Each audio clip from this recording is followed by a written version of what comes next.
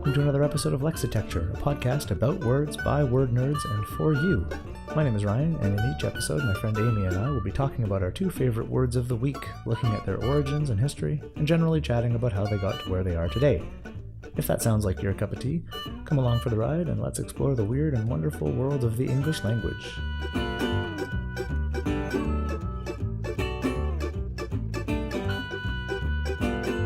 Today's episode, Virtual Understanding. Do you want to go first this time? Yeah, sure. So, this is a far less concrete sort of a word. As you were just commenting that last time we both chose very sort of straightforward words in terms of their etymology. Yeah. And the word is understanding, or understand. Oh.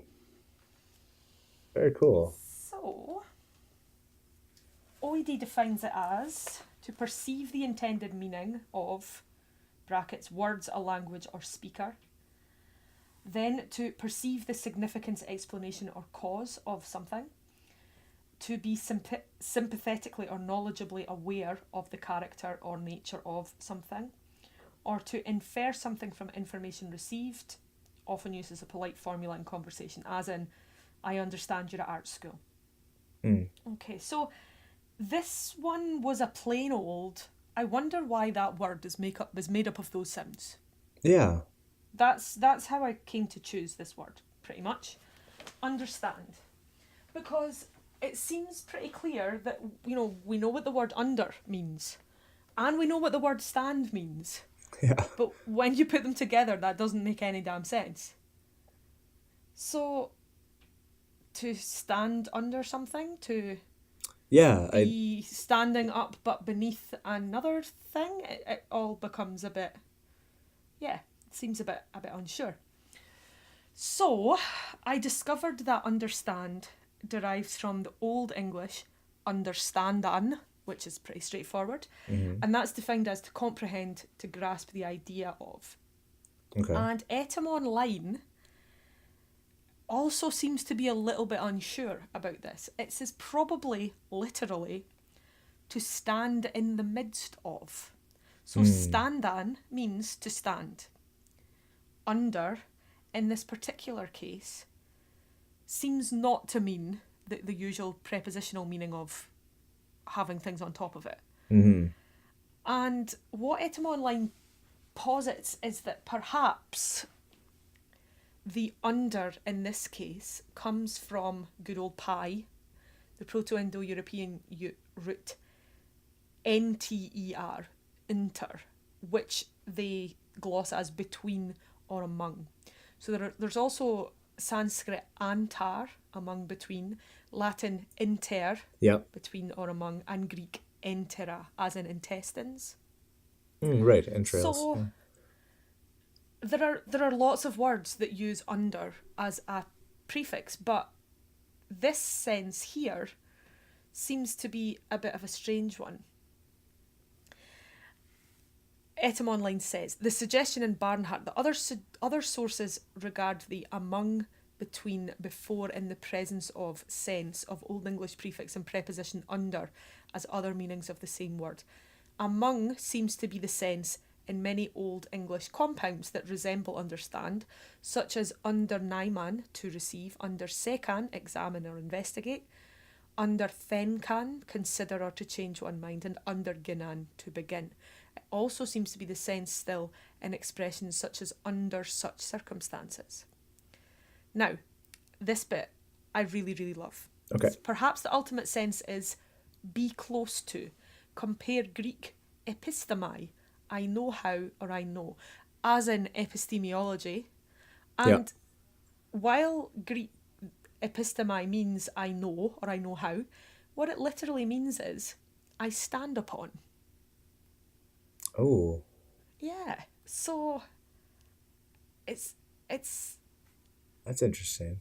It's so abstract, this notion, that someone linguistically felt that in order to pin it down, they'd have to physically stand on it.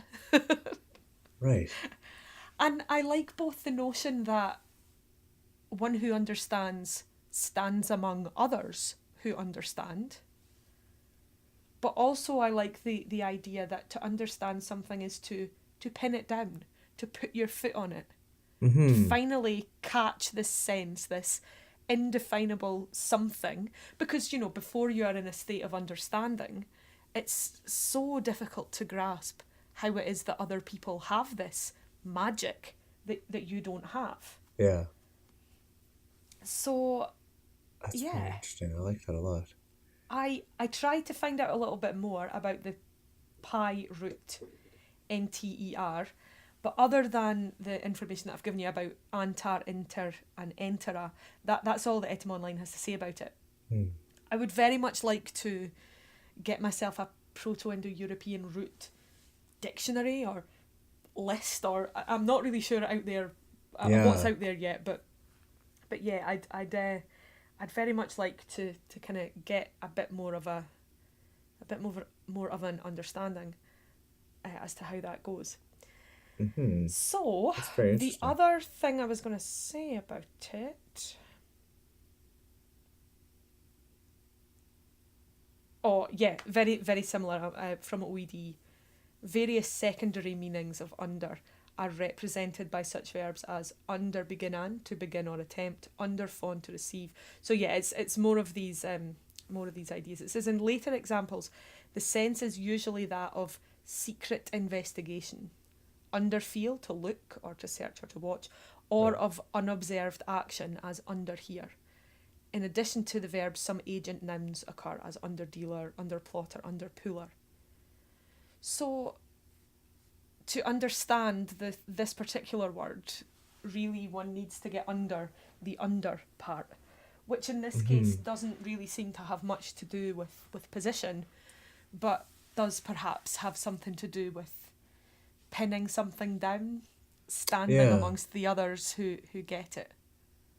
Yeah. If I go pure folk etymology mode, I kind of like the imagery of, to understand something, to really get it, you have to place yourself kind of beneath its foundations and looking up at the inner workings of a thing. That too, yeah. Total fabrication on my part, but I like it's it. It's pretty though, yeah. That's very cool. That's very interesting.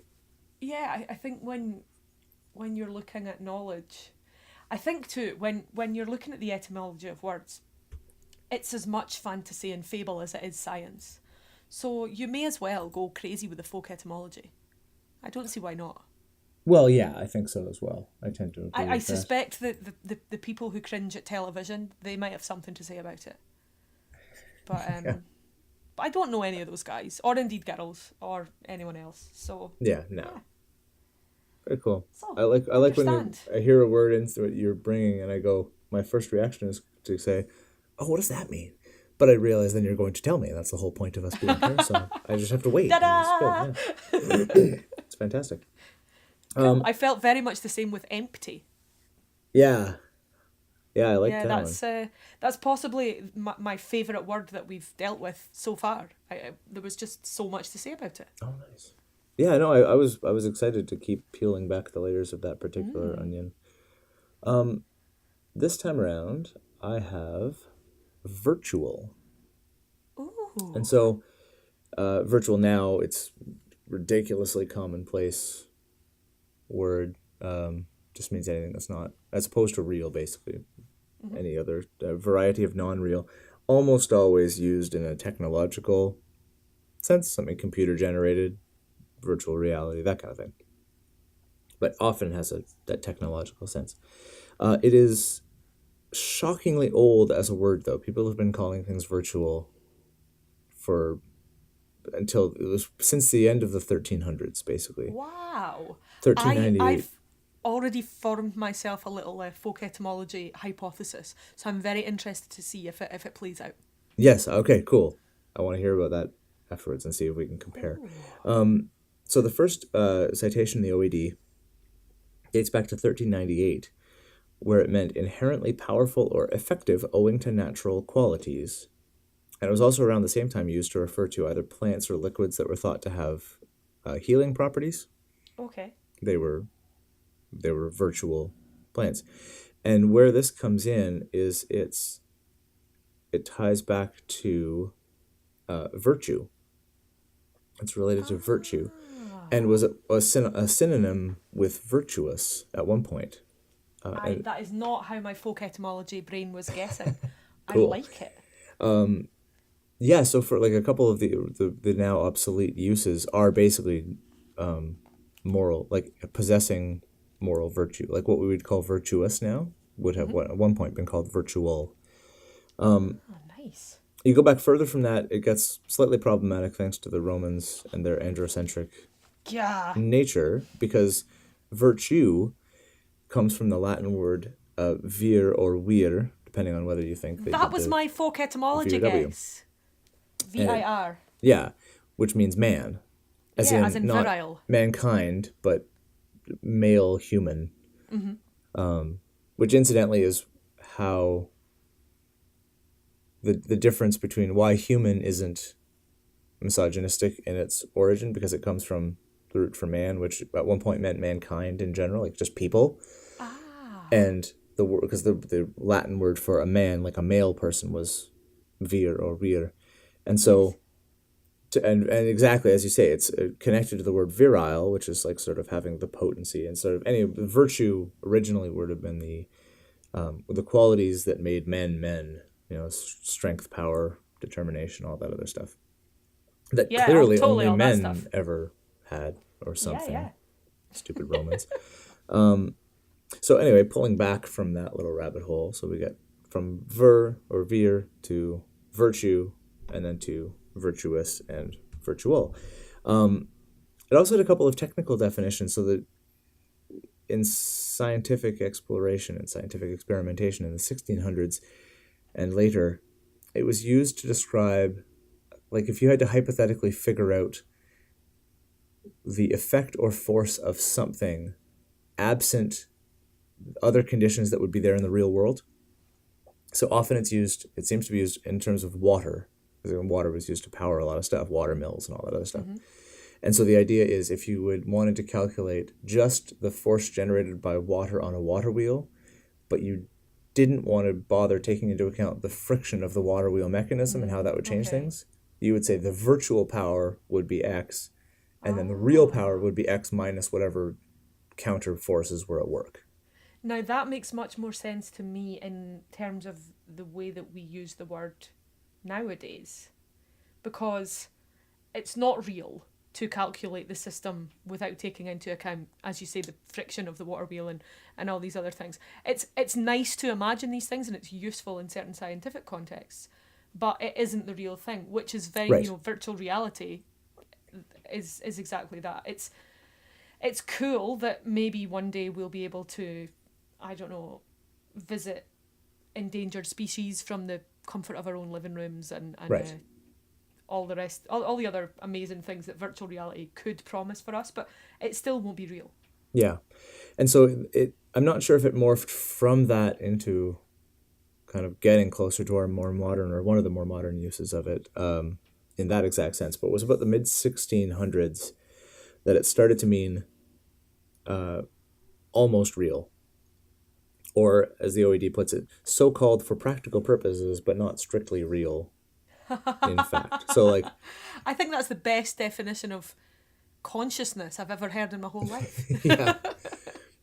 And so that gets closer to the other way we use virtual now, is like he was virtually dying of thirst, like as the set up as the alternate to a strict understanding of the word literally. But this all led me to my new favorite discovery of an old book. Tell me about the old book. Yeah, that I actually did find an e-copy of through the digital library projects and stuff. And it was called... How amazing is it that we can do that? It's so fantastic. Incredible. So it was a man named Smith wrote a book called Synonyms Discriminated in 1882. And it purports to be a catalog of all of the synonymous words in the English language. So it Synonyms Discriminated. Yeah. Synonyms Discriminated, a dictionary of synonymous words in the English language by the late Charles John Smith, M.A., Christchurch, Oxford, late Archdeacon of Jamaica. This is just wonderful. That's kind of neat. Yeah, it's very cool. And so I looked virtual up in Smith's Synonyms Discriminated, and it is beautiful because he pairs virtual with potential. And that's not a connection I would have made at all, but it makes so much sense. So here, I'm just going to read you his passage for virtual. So he says, quote, "Virtual belongs to that which is present, though not in fact. Potential to that which is present, but not in act. Virtual is opposed to formal, potential to actual.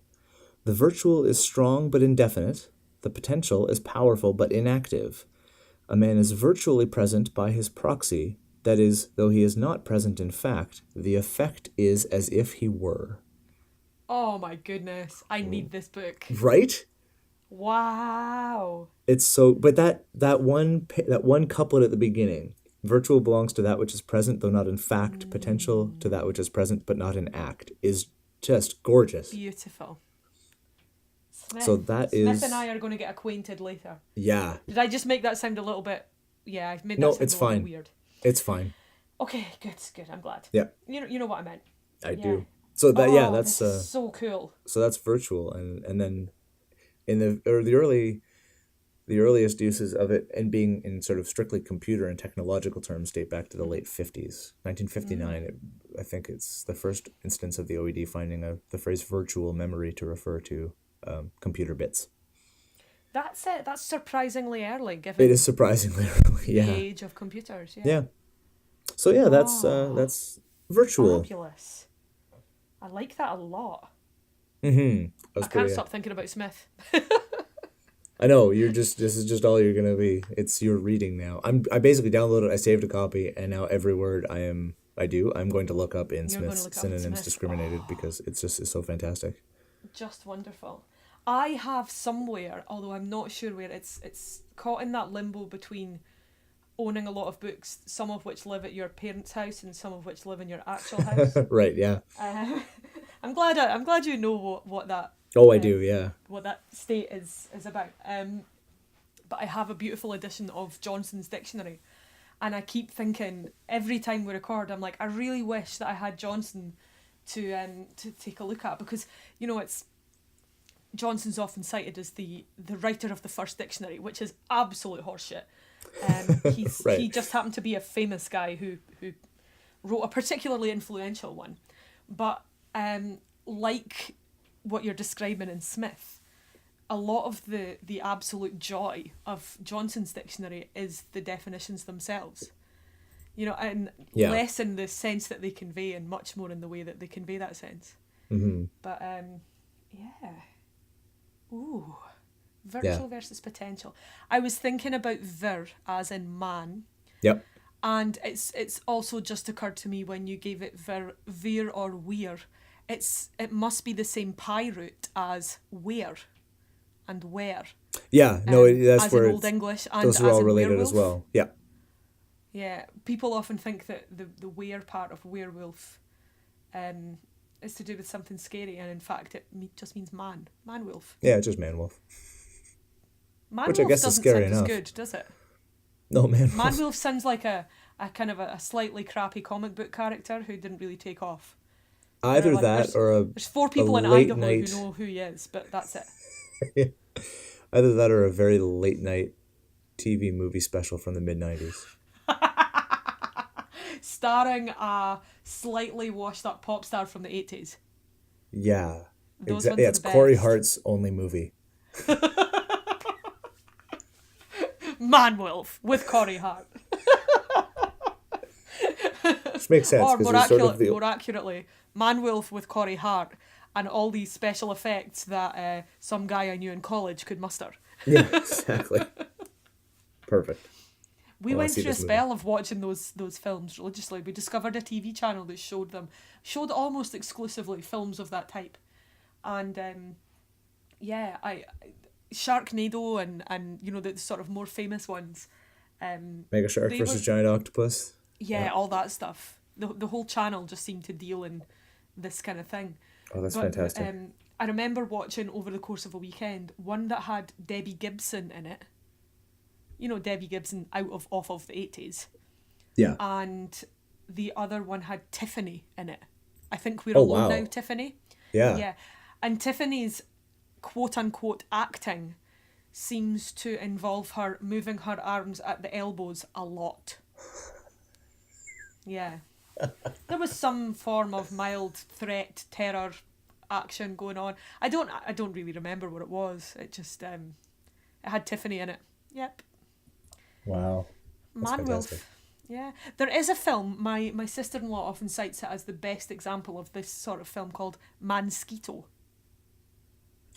That sounds amazing. Yeah. So I've never come across Mansquito myself. I think my all-time favourite, and you just don't ever remember the titles of these films because they're so much fluff in your brain. But it was about a team of scientists had gone to somewhere kind of generically foreign to investigate the village's ant problem. And the problem that the villagers were having with the ants was that the ants had, as a collective colony, become sentient and evil. Well, obviously. So, of course, yes, that's the next step. You become sentient and then you become evil. So the ants kind of ganged together to eat people. First of all, they would, devour corpses in record speed, leaving behind only their glasses and their shoes, because that's what happens in films like that.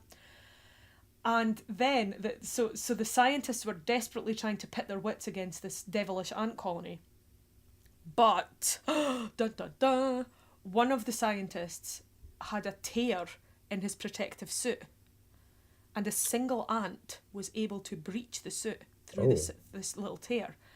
And of course, the evil ant, Scot, crawled into his ear, and for the remainder of the film, you would see little cutaway graphics of the ant severing connections in the man's brain, which then led the man to do exactly what the ant wanted. That's awesome. Yeah. Someone made that film. Someone put up the money to have that made. I am going to spend money on this film. Yeah. Like, I just know I kinda will. wish I could remember what it was called, because it's... I'd like to see it again to see if it really was that bad. Yeah. But, yeah, I forget which slightly washed up 80s personage was in that one. Probably there was someone. I think it's mandatory. One of my oldest friends, who also listens to this show and enjoys it. Hi, Tom. He is an absolute, just generational connoisseur of old monster movies and terrible movies and fantastic vintage sci-fi and all the delightful stuff surrounding Tom, that. If you know the name of this terrible ant film, I would count it as a personal favour if you could let Ryan know or let me know. So we need to find... we'll have to get him on the case, because if anyone can find it, he's our guy. Speaking of which, we had a message from a listener. Really? Dun, dun, dun. Yeah, we did. And it asked a very salient and pertinent question that I have not been able to answer quite yet. Okay. And I'm trying to find the message so I can answer it properly. It's very exciting. It is quite exciting, yeah. I was kind of excited myself. This week so you know how I make a podcast but don't actually listen to them ever. Yeah, I do know that. So my husband is going away on a trip, and he decided he would, because he hasn't listened to any of these episodes yet because he hasn't had time, and he's decided that he should listen to what I've been doing, and he's going on a trip, so he was looking to download the episodes. And he said to me, "So, what do I do to download the episodes?" And I had to say, I have no idea. I genuinely don't know how to... iTunes, I think you go to iTunes. And yeah, so... oh, that's fantastic. So I had to go to iTunes with him, and then we were able to look at it and go, where's the... what? So eventually we managed to figure out how to download the episodes so that he can play them while he's away. Oh, there you go. But yeah, I did have a bit of a giggle about that. That's fantastic. Yeah, I'm a twit. Oh, like that. Messages, there we go. God, that was complicated. Where did this message come in? The message came on the 11th of June at 9:24 local time from Erin Bell in Denver. And it says, not really an etymology question, but why do Americans and Brits pronounce words like Clark and Hertfordshire differently?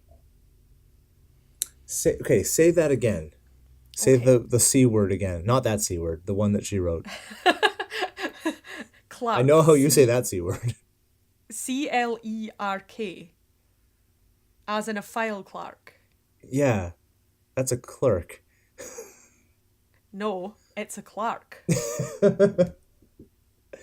Here we are. Way to go, Aaron. Hertfordshire, Hertfordshire. See, I would probably just say Hertfordshire. If I was reading Your that. accent kind of makes it sound like Hertfordshire. It wouldn't be. It definitely wouldn't have the. It wouldn't have the strength on Shire. My inclination would be Hertfordshire. Almost more like Sure, but not quite. There are also people in Britain who would say Shire rather than Shire, but I'm not one of those people. Hertfordshire. Yeah, that one I didn't know. I was curious about Clark. Yeah, so I wasn't assuming that you would magically have the answer to Erin's question, but I did think that it was worth pointing out to you, so you can go forth and ponder as I have been pondering since it came in. Mm-hmm. And yeah, I will have a little look into that and see what I can find, but I don't really know what the answer is. It is very interesting, the whole notion of accents and why they exist and how they come to be. And I suspect quite complicated. And also quite hard to pin down because there was no means of recording sounds for far longer than there were means of recording written. So we can trace sure. Spelling How do you changes. pronounce ancient Greek, for example? Yeah, you can trace spelling changes and like, I guess it's not dialectical differences because it's still written, but regional differences in the ways words are written out. But tracking how people pronounce things and when they started pronouncing things differently is a much trickier thing. But it is interesting. I'm glad Erin, that you read that because I didn't... Good question is sort of my response. When you first... Like, I wouldn't have known what the other pronunciation of clerk would have been. Yeah. Yeah, well, there we go. Every day's a school day. That's right. Let's see what Roger has to say about virtue, virtual, and understanding.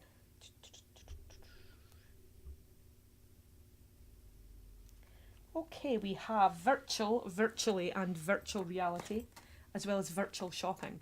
I don't think virtual shopping is a phrase that anyone uses anymore, in the same way that people do not use the word cyber anymore. But no, that's right, yeah. But Roger has been down enough with the kids to write that one down, so I he's hip to that jive. Yeah. So for virtual we have intrinsic. Oh, that's interesting. That's very interesting. We have intrinsic, equivalent, powerful, so coming back to that sense of the qualities of the man. Yeah. That imaginary man. Yeah. She says somewhat sceptically. Then we have virtually, actually. Oh, now that's very, very interesting. That would seem to completely contradict what Smith has to say. Yeah. It's a Smith and Roger off. Who would win in a fight? My money's on Smith. So we've actually, then intrinsically, then that's the sense of almost, and on the whole. You could be steered quite far wrong by on the whole, I think. Badly astray by a couple of these. Sure. Virtual reality, the single synonym given is computing. And virtual shopping is given as purchase. Interesting. In the listing for virtue, the only thing that has any kind of overlap with that is manliness, probity, utility. Not quite the same as powerful, but I suppose manliness and powerful could, with a bit of a stretch, be seen to at least know members of the same club. Intrinsic, I am quite interested in, though. That's a good one. And understand.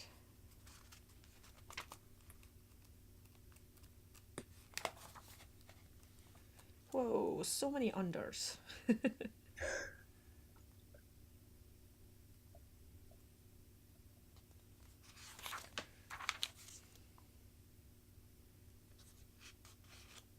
Okay.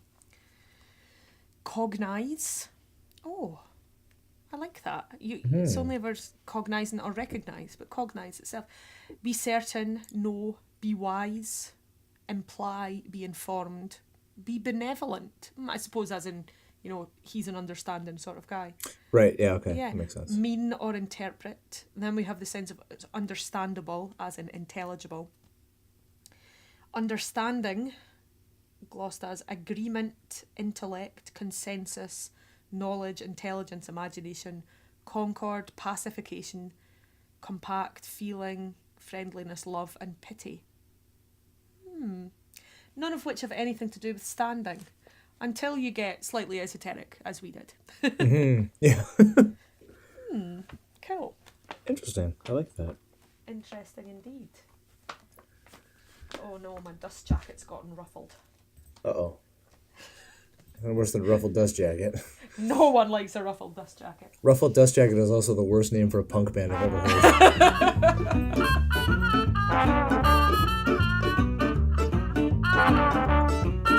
And that's it for this episode of Lexitecture. Thanks for listening, and if you enjoyed what you heard, please give us a rating and review on iTunes, and be sure to tell all your word nerd friends about us too. You can find us on Facebook and Twitter by searching Lexitecture, Lexitecture. And if you'd like to get in touch with us about the things we talked about this episode, you can send us an email at words@lexitecture.com. Special thanks to the Joy Drops for our theme music, and we'll talk to you again next week.